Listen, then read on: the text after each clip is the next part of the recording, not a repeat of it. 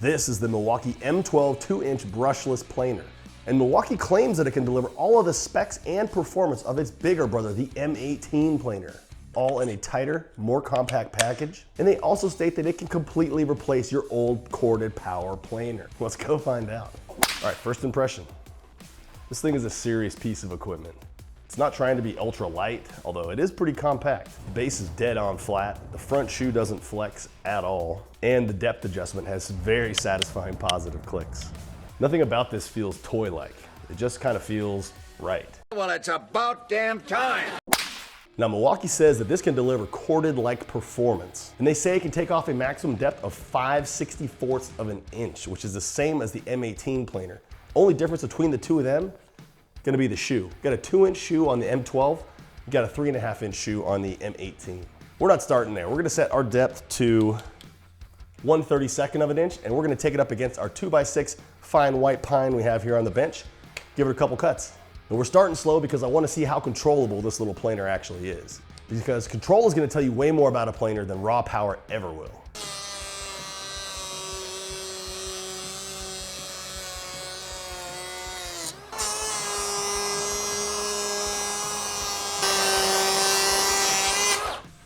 Right away, it's pretty calm. Damn smooth. The only exception is at the end, I had a little bit of a snipe on it, and that's not because of the planer. That's user error. There was no chatter, no grabbing. The damn thing didn't try to pull itself down the board. A lot of cordless planers lose me right about here. All right, now we're gonna push it. We're gonna set the depth now double what we did before to a 1/16 of an inch. We're gonna go 5 back-to-back aggressive passes, same battery, no cool down. It's kind of where cordless tools put up or shut up.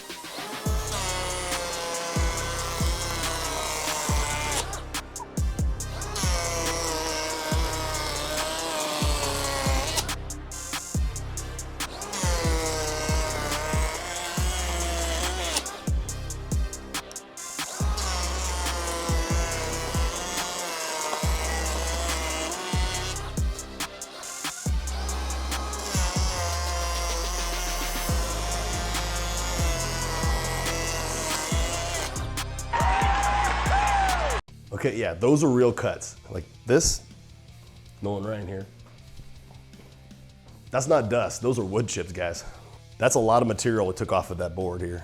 More importantly, the planer did all those cuts without bogging down or fading halfway through the cut. It is getting a little warm though. Yeah, the battery's warm for sure. And I will say one more thing. This thing had a full battery when I started doing these cuts. It's down to 2 now. Not a big deal, but just something to be aware of. You do a lot of big, deep cuts in a row, your battery might have to, pull itself back up from the end of the cut. Now, some of you are about to disagree with what I have to say, and that's fair, but hold your thoughts till the end of the video. So here's what I know so far, and it's kind of important. The power for this little M12 planer, it's totally there.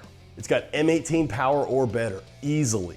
But more importantly, the tool feels predictable. It's not fighting and it hasn't done anything unexpected, which for a brand new tool for me, pretty damn nice. That's the difference between something you test once and something you actually trust. All right, this next test is gonna be something totally unrealistic, but I do wanna test out how the battery is gonna hold up to a big piece of wood. So what I've done is I've taken a piece of 8-foot by 4-foot OSB in front of my board here. It's got that weird blue line on it. We're gonna try to cut that whole blue line off the top. We're gonna run the planer as high as she can go, 5/64 of an inch. All right, here we go, maxing it out. 5/64, 8 feet OSB.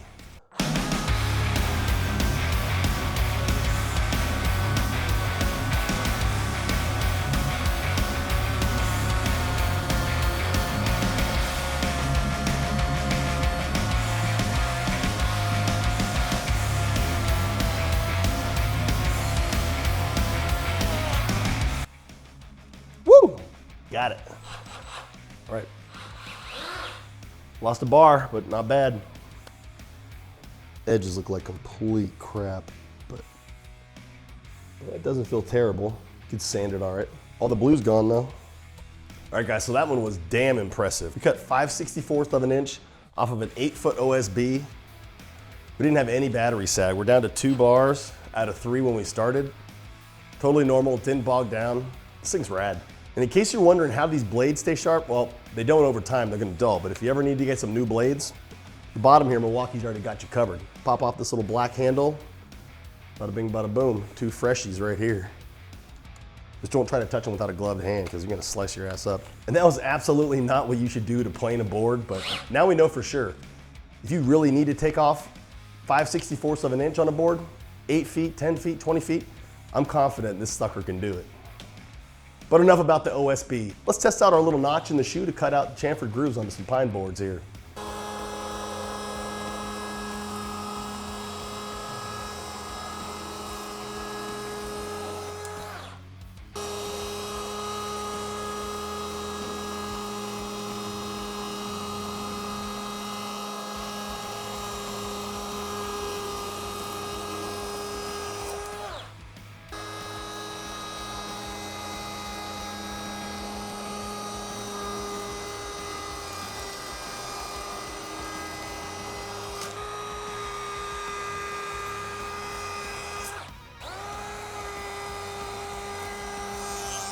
Should we do a deep cut into the yoke board?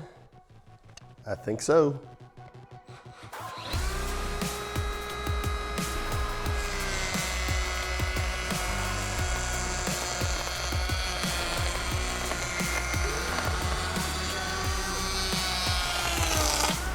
If you want to know why that oak board sounded like crap, it's because this thing got jammed.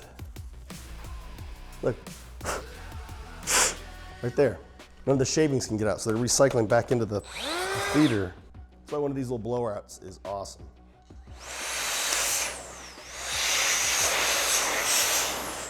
All right.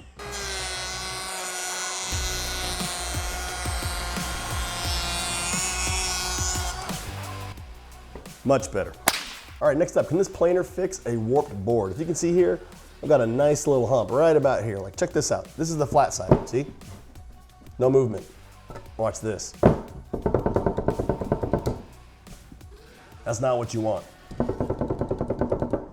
So we're gonna try to shave off a little bit, right about here to here. And then we'll do one clean pass after that, see if we can smooth it all out.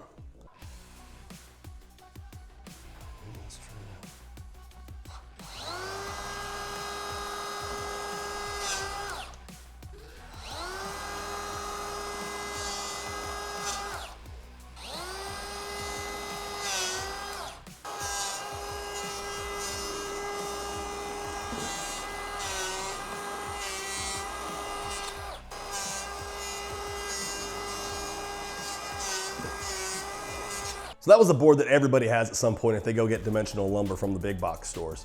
It's warped, it's crowned, it's all kind of a little effed up. But as you can see, a couple quick passes in the right spot, followed by one long pass, we straighten that right out. I mean, of course, it's not gonna be perfect like you planed it on a big planer, but if you're putting up a house, it's perfectly fine. Look, it wasn't furniture grade, but it was flat enough to work with. And that's all that really matters on a job site. So looking upon the giant mess in my shop now, it makes me think about chip control. So the M12 Planer has a kind of a diverter lever. You can shoot your chips left or right, depending on whether you're hitting left or right. It does have a shavings port adapter. It does go on either side. You slide it in, flip it around, slide it in. Just make sure when you do that, you also flip the lever over, because if you don't, you're gonna think you're shooting left and you shoot right all over yourself. And for those of you that don't wanna get their little skirts dirty, we do have a hose adapter as well. And now you can hook it up to your dust extractor or your job site shop vac. Those both do come included with the kit when you buy the tool. Moral of the story is, if you're running this thing hard, chips are gonna be going everywhere. This is job site clean, not shop clean. And if wood chips bother you, well, why are you watching this video? Go watch something about baking a cake. So this is end grain. This is something you absolutely should not do. You should not plane end grain. Everyone knows that, and everyone tries it anyway. What I've done is I've taken 5 pieces of our 2x2 oak, I've glued them together, put them in a little jig here, and we're going to attempt to take this terrible off-cut bumpy top here and make it as smooth as we possibly can.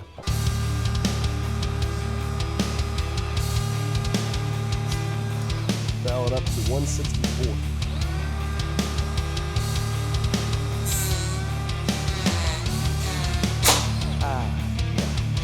And that's why you don't cut end grain. So there we have it. That's why you don't plane end grain, boys and girls. Sometimes it could be okay, but most of the time it ends up like this. Let me pop this thing out of our mold here. That's our piece right there that we were working with. It was getting better. You can see it here. It was getting flatter, but that's the problem you run into. You get to the very end and pieces come off. Full disclosure, I did try the bottom piece first last night, and I was able to get it pretty damn nice, if you can check that out. But I did have a blowout on the other side as well, so it just goes to show you, this Milwaukee planer is great for a lot of stuff, but end grain wood, I wouldn't do it with that. But there you have it. That's why you don't plane end grain. So now you know. Now, just like any fine chef would do with one of his very best chef's knives, I always like to find the balance point of our tool. It's gonna tell you where you need to put pressure, a little too far forward, a little too far back. And I can tell you right here, you can't really hold it from here. It's got too much weight up front, but if you hold it from right at the tip of the overmold, it's perfectly balanced. And that's just north of where your hand is, about where you're gonna put your thumb if you wanna operate this thing. It feels great in the hand. The ergonomics are pretty nice. The one thing, which is not indicative of Milwaukee itself, it's all of these stupid tools lately. They have to have safeties and make sure you don't hurt yourself. I get it. It's just annoying to have to do this. Ding, ding. Every time you use the tool. Every single time, you gotta pull the little safety with your middle finger, operate it with your operate it with your other finger. You're a big guy and you got big hands like me. Look where my hand goes down. If you got anything bigger than that, like those XC 5.0s that have the big square base, you're gonna have a problem. Because when you grab this thing, my hand's already going to the bottom of the battery. I can already tell you right now, if I had one of those in my hand, I'd be all over the bottom of that battery. So that's just personal preference for me. I'd rather have the straight up stick style than the one with the flat pad. You tell me down in the comments, what would you rather have? And over long passes, it doesn't feel like it's pushing or pulling me in any one direction or the other, really. Because you know, when the planer wears you out, you stop trusting it. And after a day of using this one, I trust it. All right, real talk though. This isn't a finished planer. It's not for flattening slabs all day, right? It's for trim work, remodels, decks, doors, and mostly for job site adjustments to keep the work moving. I mean, between you and me, if you're already on the Milwaukee platform, this thing just makes sense. All right, so pros and cons on this thing. So the power is legitimately impressive for a cordless planer. This thing's got all the balls of the M18 with half the price. The control, good. Build quality, great.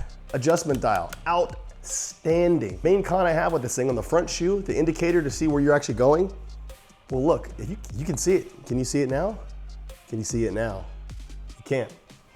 Because the adjustment dial blocks all view of this little wedge here every single time. Unless you climb on top of it like a freaking camel as you're pushing, you can't see that thing. So if it were me, I'd like to see the shoe go out about another 1.5 inches, get a better line of sight on that wedge. So if you like what you've been watching so far, or took you to planer paradise for a couple of minutes, go ahead and hit that subscribe button and join the Nailed It Nation. We'd be damn glad to have you on board. So I'm Mike, this is Nailed It. Until next time, keep building, keep dreaming, keep on nailing it.